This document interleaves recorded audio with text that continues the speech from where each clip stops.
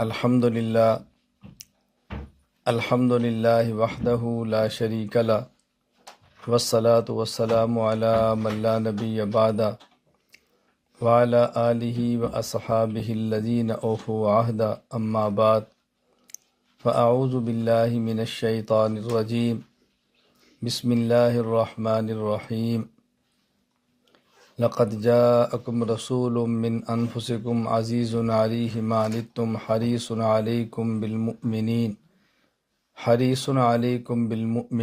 رؤوف الرحیم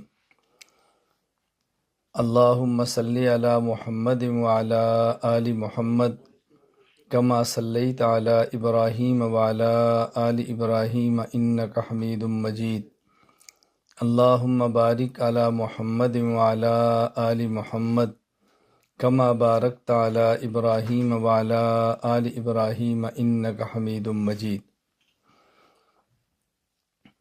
اللہ تعالیٰ نے بہت فضل کرم فرمایا کہ ہمیں حضور اکرم صلی اللہ علیہ وسلم کا امتی بنایا۔ ابھی چند دن بعد انشاءاللہ العزیز ربیع الاول شروع ہونے والا ہے۔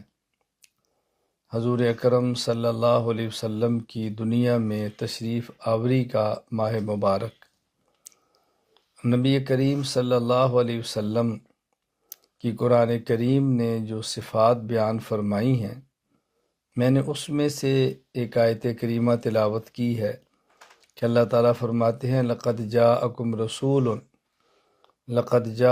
رسول من انفسکم عزیز علیہ ما عنتم حریص علیکم بالمؤمنین رؤوف الرحیم، کہ تمہارے پاس میں نے ایک ایسا رسول بھیجا ہے، ایسا پیغمبر تمہارے پاس آیا ہے، تمہاری بہت بڑی عزت کا سبب ہے کہ رسول من انفسکم، وہ پیغمبر جنات میں سے نہیں، وہ پیغمبر فرشتوں میں سے نہیں، بلکہ وہ پیغمبر انسانوں میں سے ہیں۔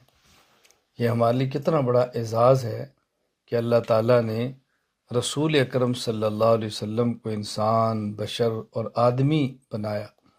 اللہ تعالیٰ چاہتے تو پیغمبر آخری فرشتہ بنا دیتے، آخری پیغمبر اللہ تعالیٰ کسی جن کو بنا دیتے، لیکن اللہ تعالیٰ نے نبوت اور رسالت 1,24,000 انبیاء میں سے کسی بھی فرشتے یا جن کو یہ منصب نبوت اور رسالت نہیں دیا، انبیاء ہی آئے ہیں، اور آخری پیغمبر بھی وہی ہیں کہ جو اللہ کا کرم ہے، جن سے ہم ہیں اسی سے وہ ہیں۔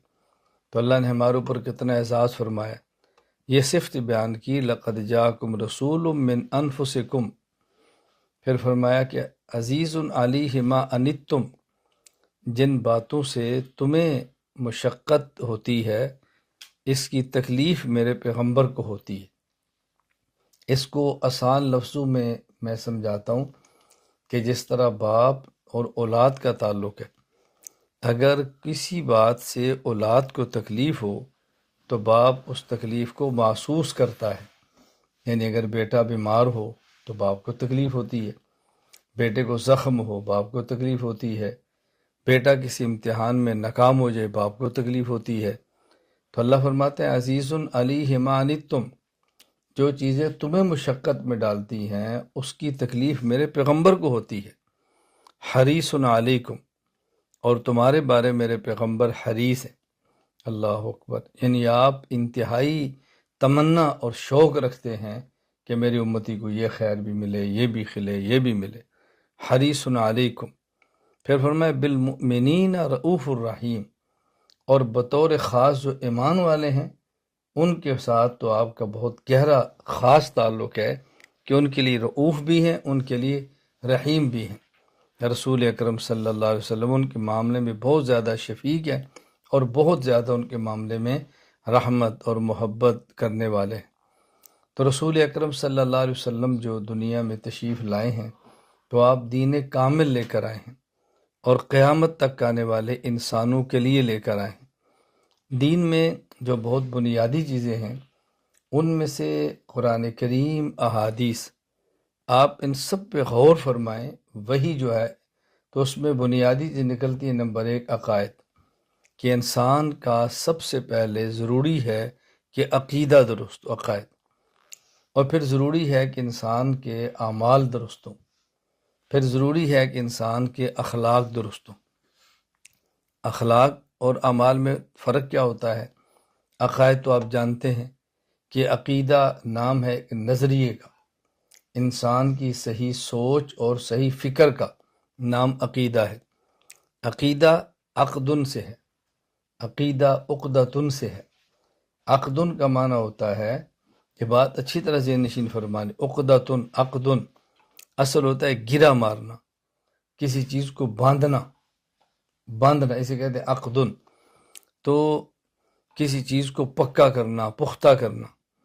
تو عقیدہ ایک وہ نظریہ ہے کہ جس کو انسان اپنے دل اور دماغ میں اس طرح پختہ کرے کہ اس کے جسم کے تو ٹکڑے ہو جائیں لیکن وہ نظریہ نہ چھوٹے، وہ نظریہ نہ ہٹے، اس نظریے پر انسان رتی برابر بھی کسی کے ساتھ کمپرومائز نہ کرے، اس سے پیچھے نہ ہٹے، جسم کے ٹکڑے ہو جائیں لیکن اس سوچ کے ٹکڑے نہ ہو، اس کا نام ہے عقیدہ۔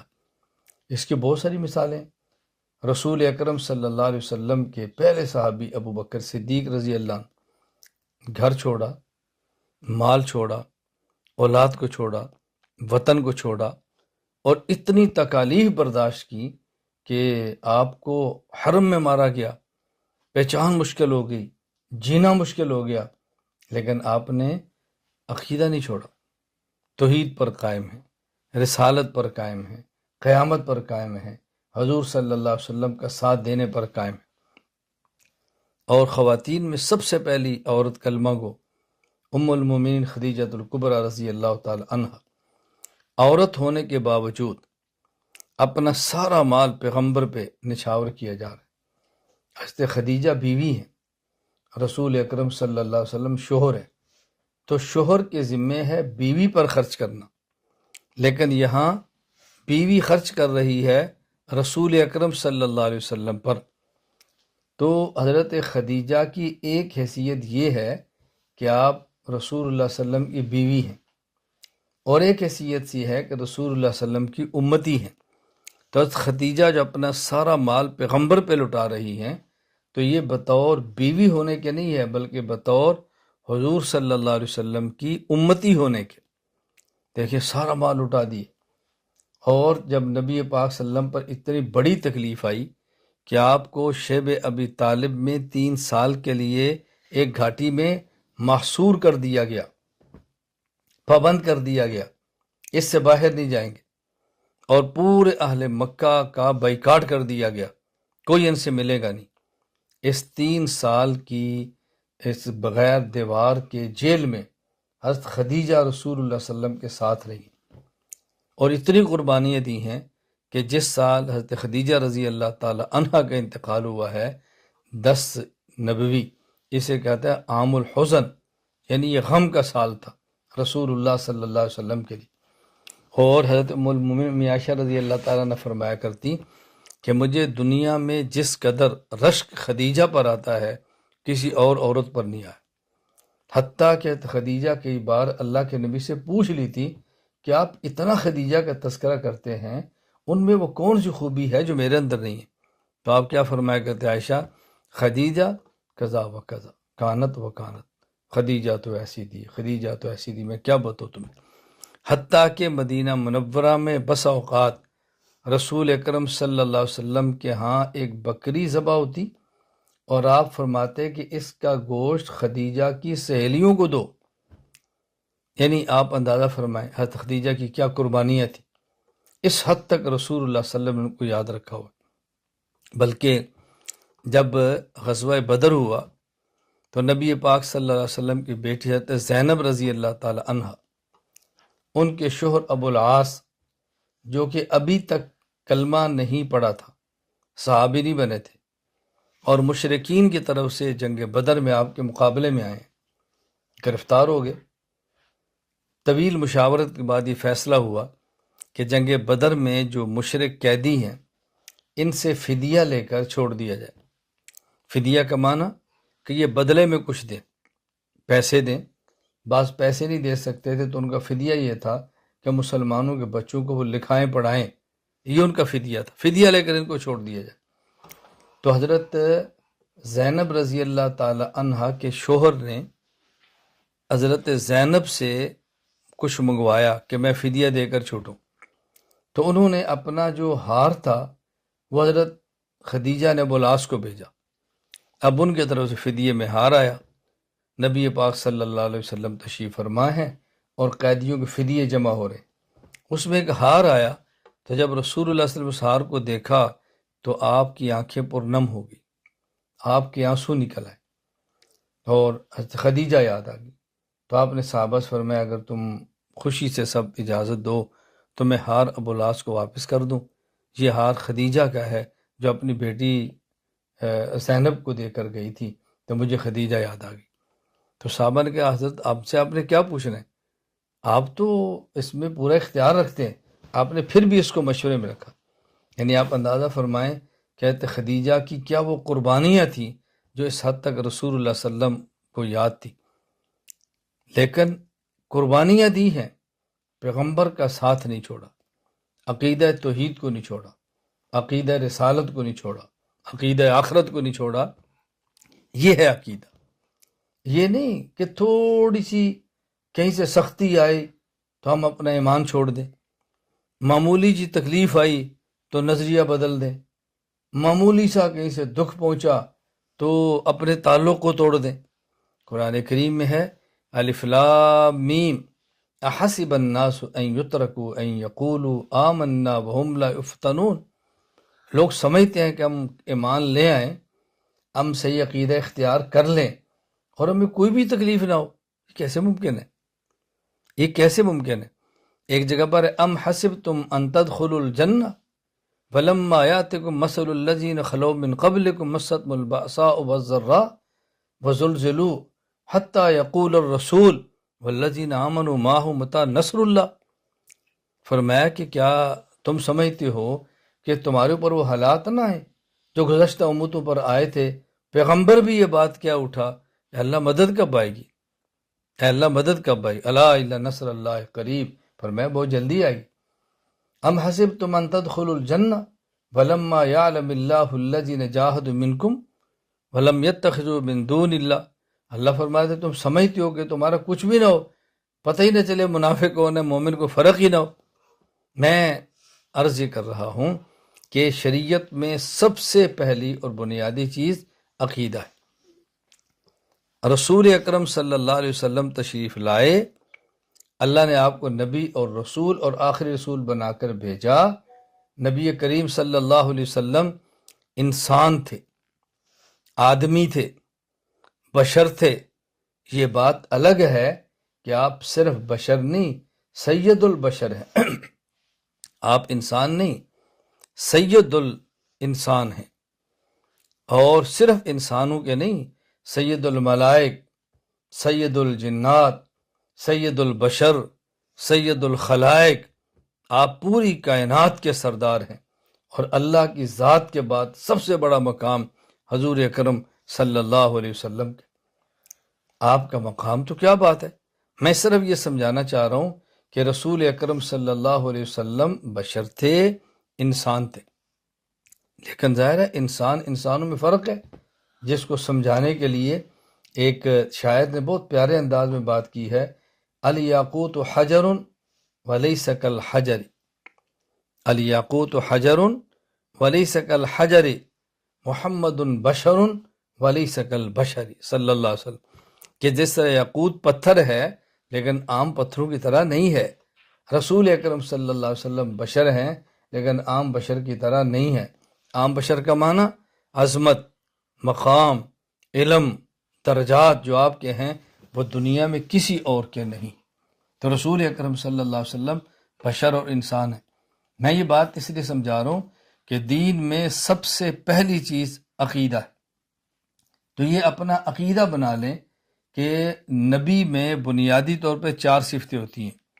نمبر 1، نبی انسان ہوتا ہے۔ نمبر 2، مبعوث من اللہ ہوتا ہے، کوئی شخص عبادات اور اعمال سے نبی نہیں بنتا، یہ محض اللہ کی عطا ہے۔ نمبر 3، معصوم عن الخطا ہوتا ہے، پیغمبر سے کبیرہ صغیرہ کسی قسم کا کوئی گناہ سرزد نہیں ہوتا۔ نمبر 4، مفروض الاتباع ہوتا ہے کہ پیغمبر کی ہر بات کو ماننا فرض ہوتا ہے، انکار کی گنجائش ہی نہیں ہوتی، کوئی انکار کی گنجائش نہیں۔ ما کان لمؤمن ولا مؤمنۃ اذا قضى اللہ ورسولہ امرا ان یکون لهم الخیارہ، کسی مومن مرد اور عورت کے لیے پیغمبر کے فیصلہ آ جانے کے بعد دوسری کسی بات کے اختیار ہی نہیں ہے۔ کتنا معروف واقعہ ہے حضرت عمر رضی اللہ تعالی عنہ کے بارے میں کہ ایک یہودی اور ایک منافق نبی پاک صلی اللہ علیہ وسلم کی خدمت میں آئے اپنا فیصلہ لے کر، تو رسول اکرم صلی اللہ علیہ وسلم نے جو فیصلہ تھا وہ یہودی کے حق میں کیا، دلائل اس کے تھے، کام اس کا تھا۔ تو یہ جو منافق تھا جو اوپر سے کلمہ پڑا ہوا تھا اور یہودی تو کھلا کافر تھا، تو منافق یہ میں تھا کہ حضرت عمر جو ہے یہودیوں کو بہت سخت مخالف ہیں تو ہم وہاں چلتے ہیں۔ تو یہ دونوں حضرت عمر کے پاس گئے اور کہا جی ہم اللہ کے نبی کے پاس، ہم آپ کے پاس یہ فیصلہ لے کر آئے ہیں، آپ فیصلہ فرمائیں۔ تو یہودی نے کہا حضرت عمر رضی اللہ تعالیٰ عنہ سے کہ جو فیصلہ ہم آپ کے پاس لائے ہیں نا، ہم پہلے تمہارے نبی کے پاس جا چکے ہیں، تمہارے نبی نے فیصلہ میرے حق میں کیا ہے، اور اس مسلمان نے کہا کہ حضرت عمر کے پاس چلو، چونکہ ظاہری کلمہ پڑا ہوا تھا نا۔ کیسے نے کہا؟ حضرت عمر رضی اللہ تعالیٰ نے پوچھا کہ تم پہلے حضور کے پاس گئے تھے صلی اللہ علیہ وسلم؟ جی۔ تو ان نے فیصلہ یہودی کے حق میں کیا ہے؟ کہا جی۔ فرمایا ٹھہرو، ادھر ہی ٹھہرو، ادھر ٹھہر، میں بھی آتا ہوں۔ حضرت عمر گھر گئے اور تلوار لے کر آئے اور منافق کی گردن کو کاٹ کے رکھ دیا۔ تو آپ نے فرمایا جو حضور کے فیصلے پر راضی نہیں ہے اس کا فیصلہ عمر کی تلوار کرے۔ اب منافق قتل ہو گیا، اوپر سے تو کلمہ پڑھ رہا تھا، بظاہر مسلمان تھا۔ اب اس کے جو وارث تھے وہ عمر کے پاس کیس لے کر آگے، اللہ کے نبی کے پاس آگے کہ جی عمر نے مسلمان کو مار دیا ہے اور مسلمان کے خون کا ہمیں بدلہ چاہیے۔ عمر کے پاس تو کوئی گواہ نہیں تھے نا کہ کیسے بتائیں کہ میں نے کیوں مارا ہے۔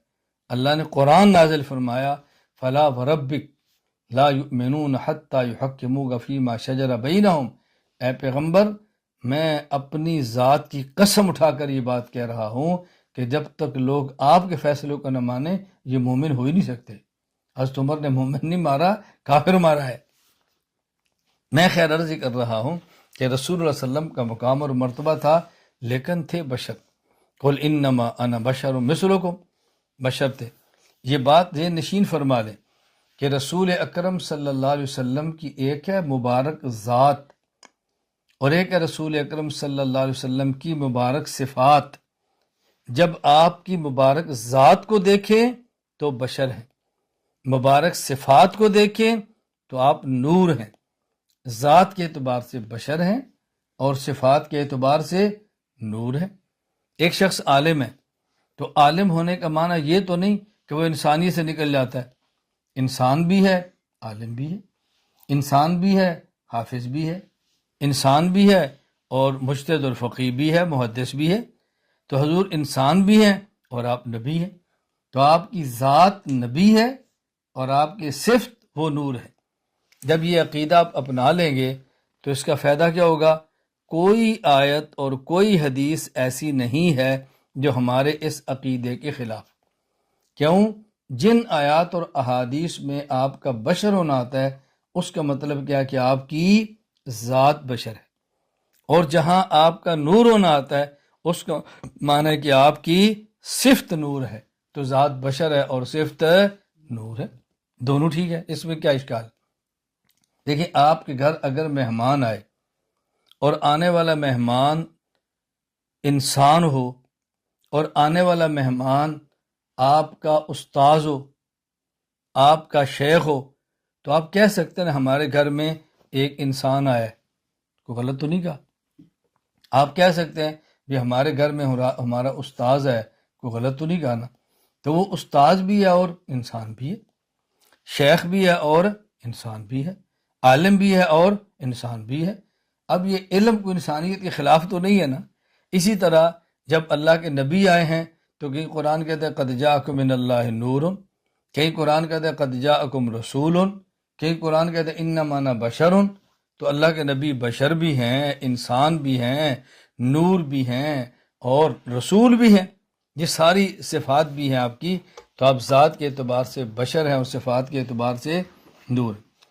اچھا، ایک بات بہت عجیب ہے کہ انبیاء علیہ السلام کو جن لوگوں نے دیکھا اور انہوں نے ان کو نبی ماننے سے انکار کیا، تو وہ ان کے خلاف جو باتیں کرتے تھے اس میں ایک بات یہ تھی، ان انتم الا بشر مثلنا، کہ تم تو بشر ہو، بھلا بشر بھی نبی ہو سکتا ہے؟ مال ہر رسول یاکل الطعام ویمشی فی الاسواق، یہ کیسے رسول ہیں؟ بازار میں پھرتے ہیں اور کھانا کھاتے ہیں، یہ کیسے رسول ہیں؟ تو اس وقت کے مشرک کو ان پر اعتراض یہ تھا کہ آپ کیسے رسول ہیں؟ آپ تو انسان ہیں۔ آپ کیسے رسول ہیں؟ آپ تو کھاتے ہیں۔ آپ کیسے رسول ہیں؟ آپ تو ہماری طرح بازاروں میں چلتے ہیں۔ اچھا، اس دور میں اشکال یہ تھا کہ آپ کیسے رسول ہیں؟ آپ تو انسان ہیں۔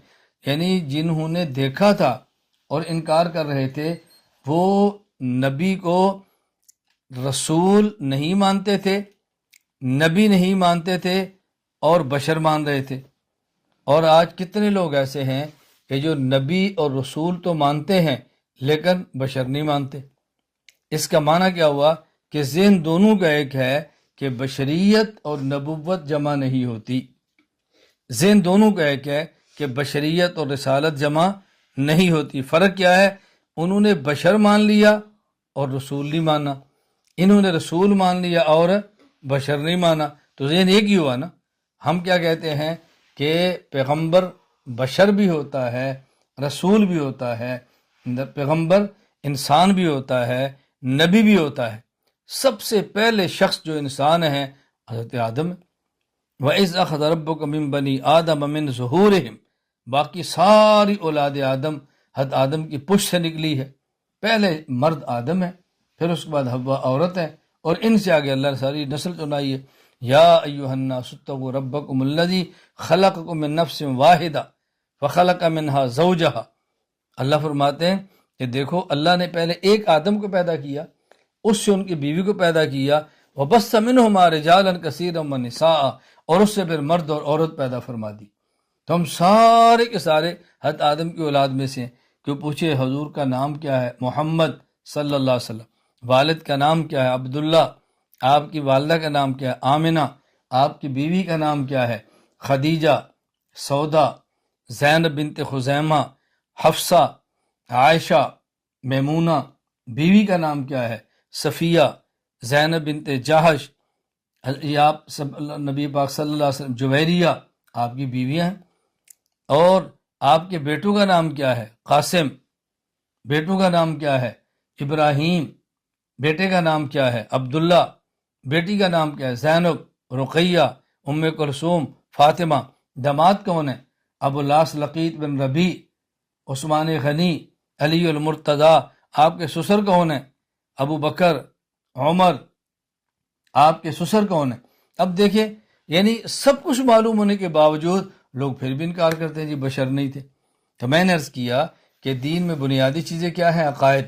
تو آج ہم ایک عقیدہ سے بنا لے پختہ کہ حضور اکرم صلی اللہ علیہ وسلم انسان بھی ہیں، نبی بھی ہیں، بشر بھی ہیں اور رسول بھی ہیں، آخری رسول ہیں۔ ختم مستقل ہمارا عقیدہ ہے۔ میں سمجھانا یہ چاہتا ہوں کہ نہ آپ کی بشریت کا انکار کرنا ہے اور نہ ہی آپ کی رسالت کے انکار کرنا ہے۔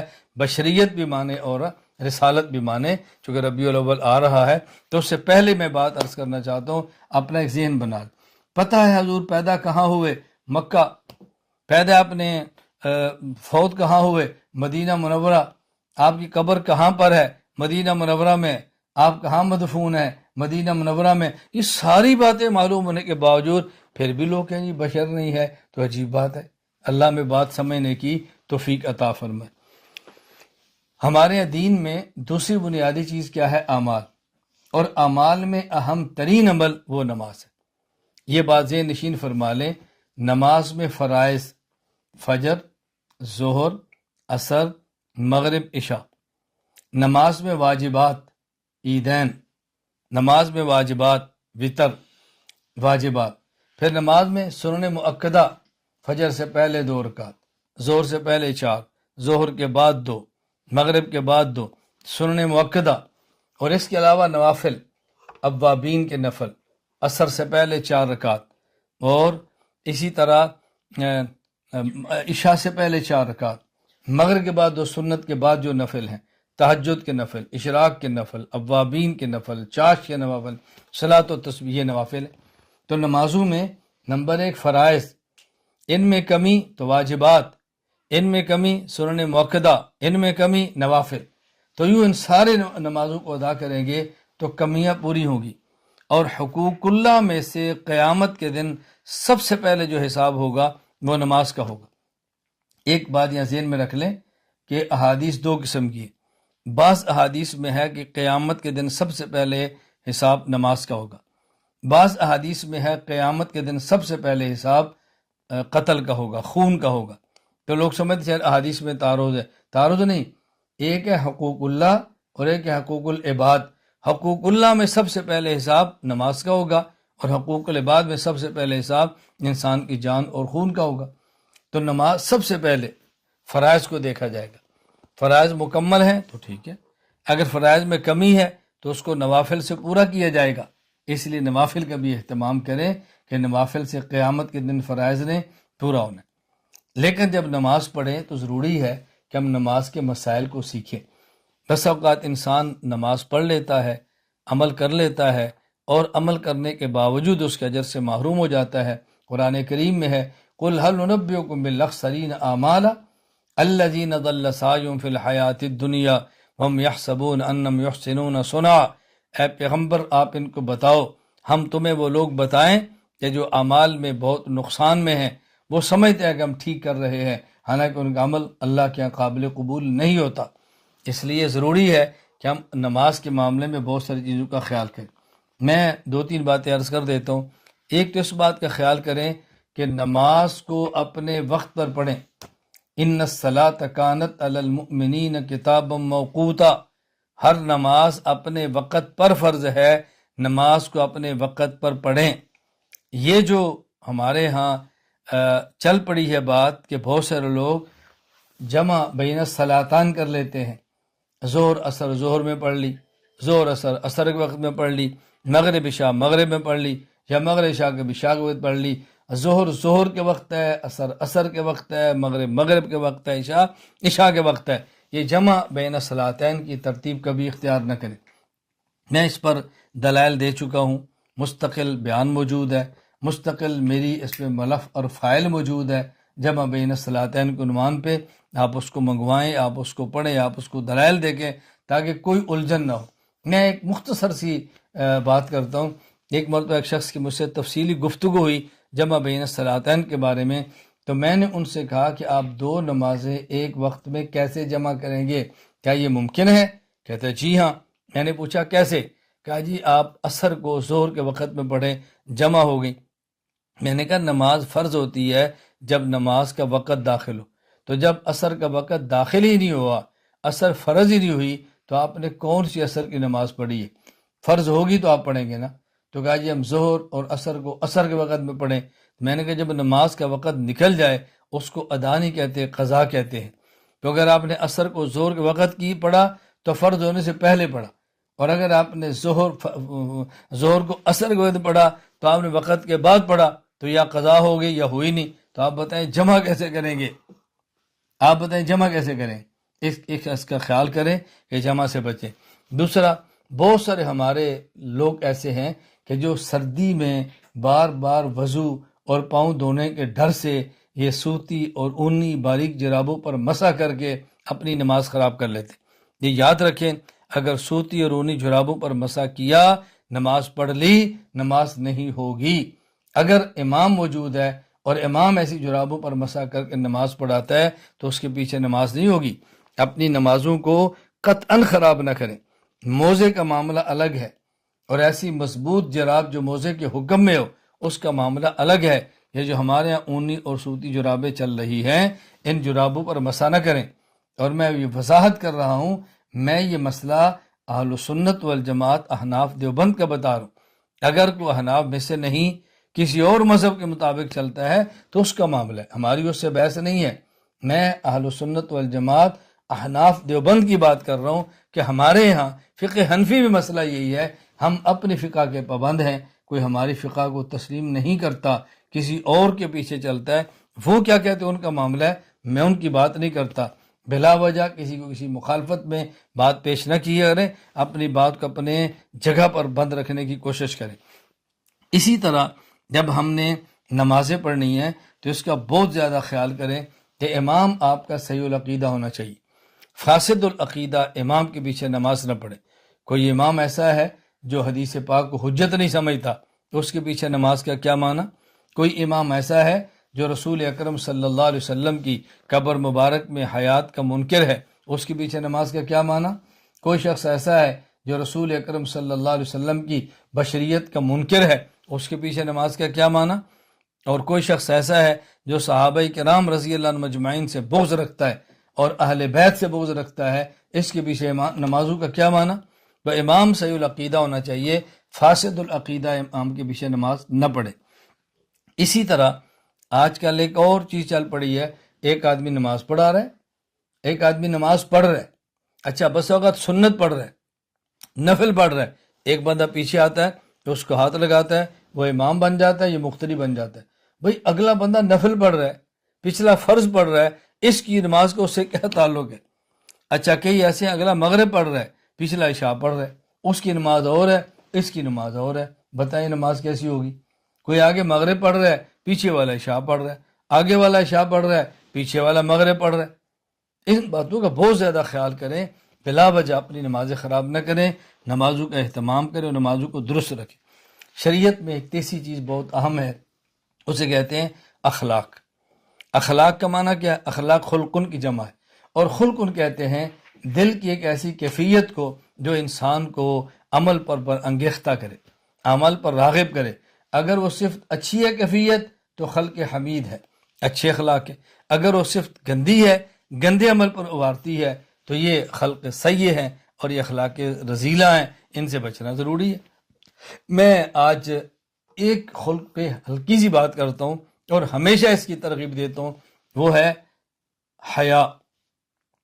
مرد ہو یا عورت اپنے اندر حیا پیدا کریں، مرد ہو یا عورت اپنے اندر انسانی غیرت پیدا کریں، حیا پیدا کریں۔ اور بے حیائی یہ جب پیدا ہوتی ہے یہ آنکھ کی حفاظت نہ کرنے سے ہوتی ہے، اور اس وقت دنیا میں جتنا گناہ عام یہ آنکھ کا ہے شاید ہی دنیا میں کوئی اتنا گناہ عام ہو، جتنا یہ گناہ عام ہے شاید اتنا کوئی اور گناہ عام ہو۔ ہمارے حضرت شاہ کی مختار رحمہ اللہ فرمایا کرتے تھے اس وقت دنیا میں سب سے بڑا جو جرم اور گناہ ہے وہ آنکھ بدنگاہی کا ہے، نامحرم کو دیکھنے کا ہے۔ اس لیے اپنی آنکھ کی حفاظت کرنا از حد ضروری ہے، نامحرم عورت پر آنکھ نہ پڑے۔ رسول اللہ صلی اللہ علیہ وسلم کا ارشاد ہے النظر من سہام ابلیس مسموم، یہ شیطان کے زہریلے تیروں میں سے ایک تیر ہے، زہریلا تیر ہے، یہ انسان کے دل کو تباہ کر دیتی ہے، یہ انسان کو برباد کر دیتی ہے۔ اور اس گناہ سے بچنے کے لیے یعنی سب سے اہم بات ایسے موقع سے بچیں، ایسی جگہ سے بچیں جہاں پر یہ گناہ ہوتے ہیں۔ بغیر ضرورت کے بازار جانا بچیں، بلا ضرورت کے شادیوں میں شرکت کرنا جس میں مخلوط اجتماع ہو، مرد عورت اکٹھے، اس سے بچیں۔ بلا ضرورت موبائل کے استعمال، اس سے بچیں۔ ان چیزوں کی وجہ سے انسان گناہوں کے اندر مبتلا ہوتا ہے۔ جتنے مرد اور جتنی خواتین کا مجھ سے اصلاحی تعلق ہے ان میں سے جس نے بھی بد نگاہی کی بیماری کی بات کی ہے اس کی سب سے پہلی وجہ موبائل ہوتی ہے۔ جو بھی بد نگاہی کی بات کرتا ہے اس کی وجہ موبائل ہے۔ موبائل کی وجہ سے بد نگاہی، موبائل کی وجہ سے بے حیائی، موبائل کی وجہ سے غلط چیزیں۔ اس لیے میں بار بار یہ بات کہہ رہا ہوں بلا ضرورت موبائل کے استعمال سے بچیں، بلا ضرورت موبائل کے استعمال سے بچیں۔ اس کو اس انداز میں بنا دیا گیا ہے کہ انسان قرآن بھی پڑھے دیکھے تو اس کی نظر پڑے گی، اگر وہ حدیث بھی ہو نظر پڑے گی، اگر وہ بیان بھی سنے اس کی نظر دائیں بائیں جائے گی۔ اس سے بچنے کا طریقہ سب سے آسان ترین طریقہ یہ ہے کہ خود کو بلا ضرورت موبائل کے استعمال کرنے سے بچیں۔ بس جس قدر بلا ضرورت استعمال سے بچیں گے اتنا ہی گناہوں سے بچ جائیں گے۔ میں اکثر یہ بات کہتا ہوں، جو بھی مجھے یہ بات کہتا ہے کہ جی یہ بدنگاہی میرا پیچھا نہیں چھوڑ دی، فلاں گناہ نہیں چھوڑ رہا، میں کہتا ہوں آپ موبائل کی جان چھوڑ دو، بدنگاہی آپ کی جان چھوڑ دے گی۔ آپ اس سے جان چھڑا لو، باقی گناہوں سے ہماری جان چھوٹ جائے گی۔ تو ہم اپنی حفاظت کریں، اپنی آنکھوں کی حفاظت کریں۔ جو انسان آنکھ سے دیکھتا ہے وہ دماغ میں محفوظ ہوتا ہے، وہ دماغ کی طرح منتقل ہوتا ہے۔ پھر ہم کہتے ہیں نماز میں لذت نہیں آتی، ہم کہتے ہیں قرآن میں لذت نہیں آتی، ہم کہتے ہیں ذکر میں لذت نہیں آتی، ہم کہتے ہیں دین پڑھنے میں لذت نہیں آتی، علماء کی مجلس میں لذت نہیں آتی۔ وہی جب دماغ کے اندر بے حیائی اور نامحرم خواتین گھسی ہوگی تو بتائیں کیسے لذت آئی؟ جب خواتین کے دماغ میں نامحرم مرد گھسے ہوں گے تو آپ بتائیں پھر انسان کو عبادات میں لذت کہاں سے آئے گی؟ قرآن میں لذت کہاں سے آئے گی؟ احادیث میں کہاں سے آئے گی؟ فقہ عقائد میں کہاں سے آئے گی؟ شریعت میں کہاں سے آئے گی؟ پھر اہل علم کی مجلس میں انسان کو کیسے لطف آ سکتا ہے؟ آدمی کیسے علماء کی مجلس میں جاتا ہے؟ تو سب سے بڑا اور سب سے زیادہ گناہ اس وقت یہ بدنگاہی کا ہے۔ ہم اپنی اس سے حفاظت کریں، اپنے آپ کو بچانے کی کوشش کریں۔ اور میں آخری بات آپ کی خدمت میں عرض کرتا ہوں کہ اس بات کا بہت زیادہ خیال فرمائیں۔ میں بار بار یہ بات کہتا ہوں کہ جب بھی کسی شیخ سے اصلاحی تعلق قائم کریں، بیعت کا تعلق قائم کریں، تو پھر اپنے حالات کی اطلاع کریں اور ان کی ہدایات کی اتباع کریں۔ ہم اول اپنے حالات کی اطلاع نہیں کرتے، اور حالات کی اطلاع کر دیں تو پھر ہدایات کی اتباع نہیں کرتے۔ حالات کی اطلاع نہیں کرتے، حالات کی اطلاع ہو تو ہدایات کی اتباع نہیں کرتے۔ ابھی گزشتہ کل کی بات ہے، مجھ سے ایک صاحب نے رابطہ کیا، میں گناہوں کے اندر مبتلا ہوں، میں نے کہا آپ کسی سے بیعت کر لیں اور ان سے رہنمائی لیں۔ کہا جی بیعت میری فلاں صاحب سے ہے لیکن ان سے میرا رابطہ نہیں ہوتا۔ میں نے کہا نہیں رابطہ ہو تو بیعت ختم کر دیں، جن سے رابطہ ہوتا ہے ان سے بیعت کر لیں۔ اب ہم ایسی جگہ پہ تعلق قائم کرتے ہیں جہاں رابطہ نہیں ہوتا، تو رابطہ بھی نہیں ہو سکتا اور تعلق بھی ختم نہیں کر سکتے۔ تو ہم چاہتے ہیں کہ برکت کے لیے بیعت کسی اور جگہ پر ہو جائے اور اصلاح کسی اور جگہ پر کراتے رہیں۔ بھائی ایک جگہ کو سنبھال لیں جس میں آدمی کو دقت نہیں ہوتی، آدمی کو تکلیف نہیں ہوتی، انسان کو راحت رہتی ہے۔ اپنے حالات کی اطلاع کریں اور حالات کی اطلاع کے بعد پھر ہدایات کی اتباع کریں۔ جو لوگ مجھ سے اصلاحی تعلق رکھتے ہیں، میں کہا کرتا ہوں بھئی آپ ماہ میں ایک مرتبہ اپنی کارگزاری اختصار سے لکھیں۔ ہم کیا کریں گے، یا تو لکھیں گے نہیں، اور اگر لکھنے کا جوش چڑھ گیا تو پھر 3 صفحے لکھ دیں گے اور زیادہ ضرورت باتیں لکھیں گے، بلا وجہ باتیں لکھیں گے۔ اس کا بہت زیادہ خیال فرمائیں۔ اور موبائل کا تو میں بار بار کہتا ہوں بھئی آپ اس کو آداب سیکھو، استعمال کا سلیقہ سیکھو، کسی کو میسج کرنا سیکھو، کسی سے رابطہ کرنا سیکھو۔ اللہ تعالیٰ مجھے اور آپ سب کو بات عمل کرنے کی توفیق عطا فرمائے۔ تو ہم نے اپنے عقائد بھی درست کرنے ہیں، اپنے اخلاق بھی درست کرنے ہیں، اور ہم نے انشاءاللہ العزیز اعمال بھی شریعت کے مطابق اختیار کرنے ہیں۔ اللہ تعالیٰ مجھے اور آپ سب کو عمل کرنے کی توفیق عطا فرمائے۔ میں پہلے بھی گزارش کر چکا ہوں، اب پھر گزارش کرتا ہوں کہ الحمدللہ علم دین کورس 2 سالہ تیار ہو کے آ چکا ہے۔ حضرات اور خواتین 2 سالہ علم دین کورس میں داخلہ لیں، اپنے گھروں میں منگوائیں، اور خصوصاً علماء اور ائمہ اپنے اپنے علاقے میں مدارس میں، مساجد میں، اپنی بیٹھکوں میں 2 سالہ علم دین کورس کو عام کریں۔ اس وقت آپ دیکھ رہے ہیں، آپ کے سامنے سب کتب آ جائیں گی، 2 سالہ علم دین کی تمام کتب آپ کے سامنے ہوں گی۔ آپ اس کو دیکھیں، آپ اس کو منگوائیں۔ اور بہترین اس کی ترتیب ہے کہ ہمارے ہاں 2 سال علم دین کورس میں مثلا ترجمہ قرآن کریم ہے، پھر قرآنی قاعدہ ہے قرآن کریم کو سمجھنے کے لیے، عقائد کو سمجھنے کے لیے نمبر 1 اسلامی عقائد، نمبر 2 کتاب العقائد، اور اپنی زندگی میں رسول اللہ صلی اللہ علیہ وسلم کی مبارک سیرت لانے کے لیے کتاب السیرت 2 حصوں میں۔ روز مرہ کے صبح و شام، دن رات، گھر اور باہر، خلوت اور جلوت کی زندگی کو مسنون گزارنے کے لیے کتاب الآداب، شریعت کے مطابق زندگی گزارنے کے لیے کتاب الآداب، پھر احادیث کو سمجھنے کے لیے کتاب الاحادیث 4 حصوں میں، فقہ کو سمجھنے کے لیے کتاب الفقہ